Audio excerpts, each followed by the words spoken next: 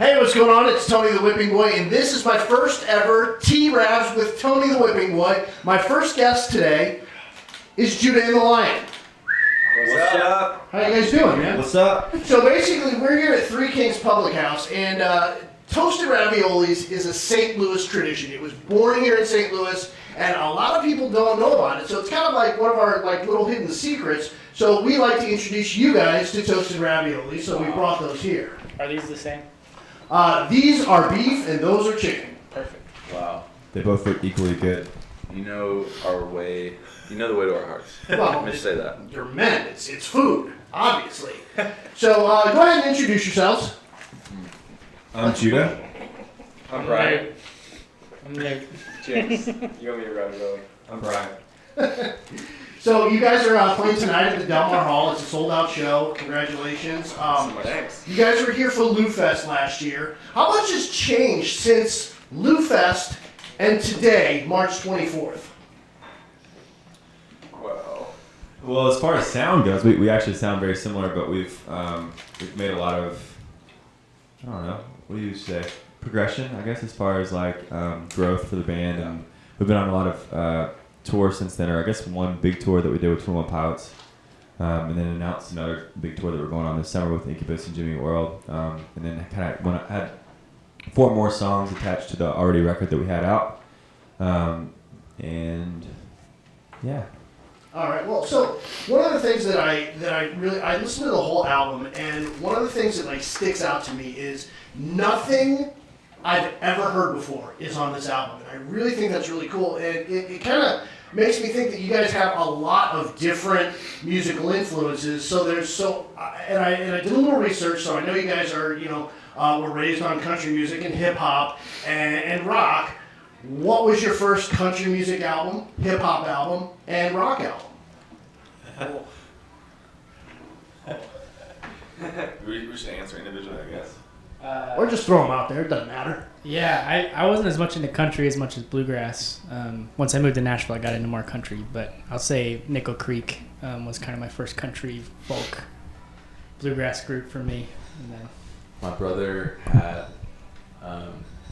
the Blink-182 album, Enema of the State. Is that the one with the nurse? yeah. Yeah. Sorry, that was, yeah. So my brother had that album, and that was I was pretty young when that came out, but that was my first rock album. I used to jam out, I don't know if this is my first, but this is what came to mind. I used to jam out in my car to the Linkin Park Jay-Z album. Nice. Collision Course. Yeah. That was great. The first one I can recollect and actually what really hit me was 50 Cent's Get Rich or Die Trying. That's very cool. See, now that kind of puts an age gap between it, because man, I remember when that album came out and how that was so different for the time. Hip hop it kind of got stale to me, and then 50 Cent came along, and then it was something you'd never heard before. It was 50 Cent and Eminem and Exhibit at the time, which was awesome time for hip hop. Now, you guys, so you all met at Belmont University, correct? So. Yes. A lot of, tell us about some of the esteemed alumni that's from Belmont University. We got Brad Paisley. Heard A lot of country people. We got Florida Georgia Line. Josh Turner. More recent, up and coming bands. Coin, Moon Taxi, Laney. Who's the? I was thinking of more. Delta Saints. They're kind of smaller, but You're forgetting one major one. Miss Minnie Pearl. yeah, Miss Minnie Pearl. Trisha Yearwood. And of course, Judah, yeah, right? Got to represent the pride. Come on. So you guys have been together collectively, the 4 of you, as a band for how long now? we met in pretty much late 2011, December 2011. All of us were still kind of in school at the time, still kind of trying to figure it out. We started playing music together the day that we met, though.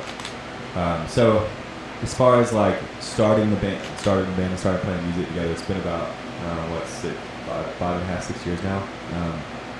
My math might be off, but we really started try to start full-time touring about 3 years ago. Now, tell me a little bit about Take It All Back, because that's not a new song for you guys, correct? Right. That's right. So what took so long? Is it just now is the right time, or it just didn't feel right at the time? Tell me a little bit about why now. Well, it's actually, I mean, we always talk about this. It's such a funny process with that song. We wrote that song when we were touring off of our first record. So we were just about to go on the road. We just, I think, finished up the Dave Letterman thing, and then we were going on the road. Is that right? No, before that. It was like 6 months before that. Anyways, we were going on this tour, this first headline tour that we'd ever done, and we were just jamming in this like little shed that we would go and like rehearse at.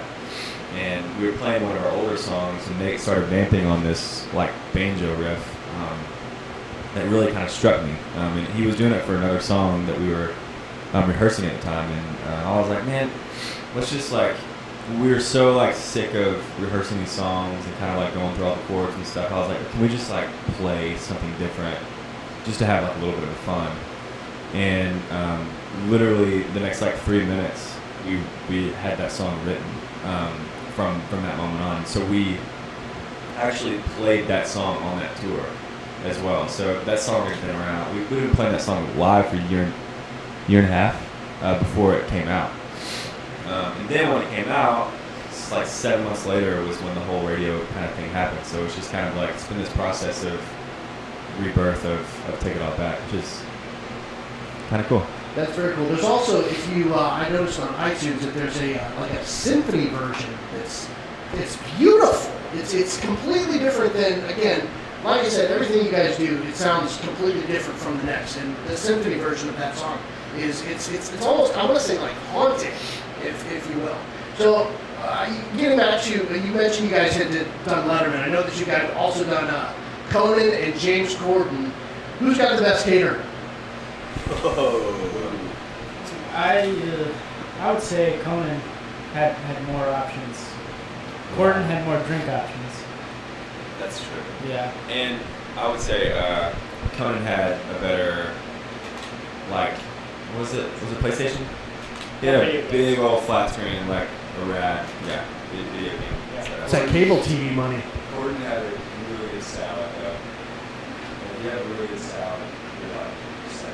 That's good. And he had a rooftop basketball court Dope. overlooking Hollywood Hills. It was pretty picturesque. So now I gotta ask you guys personal questions now. So you guys have been together since 2011, like you said. So you guys are in the bus.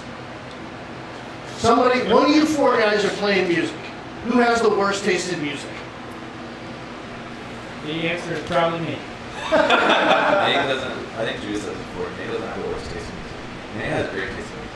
He just has the most polarizing taste in music. It's the most like. I would say it's very widespread. It's very widespread, and so you never know what you're gonna get. All right. Who's the dirtiest one? The most filthiest one. They just don't shower for days. I'd probably be. It'd probably be Mickey. He's one of our road managers, and I think that'd probably be him. Who's the cleanest? Like the most anal? That's a cool manager. Oh wow. Yeah. So you guys, congratulations. Sorry, I didn't tell you much about that. We're kind of somewhere. Congratulations on all your success. I really appreciate you guys taking part in the inaugural T-Ravs with Tony the Whipping Boy. You guys have won something. You've actually got bonus questions. So I want you to pick a number 1, 2, or 3. 3. 3? 3, my lord. 3? 3. That's just what I'm going to do first. You're going to have to answer all 3. So would you rather eat everything once or have the same thing every day? Everything once. Or sushi all the time. If there's sushi See? But if you have everything once, you have sushi, you can never have it again. So can it be sushi? Yeah, anything you want. Sushi all the time. No, he said Everything at once. No, I know, but if the one thing that I can eat over and over is sushi, then sushi. Wait, I'm confused. Are you saying that you can have everything only once, right? Yeah, so like, So- you have steak, you can never have steak Yeah. again. So You he's have ice saying, cream, never have ice cream Well, you again. can have one thing, and that's all you can have. He's saying. Oh, you want to have one thing. Oh, got it. I would do everything once. Okay?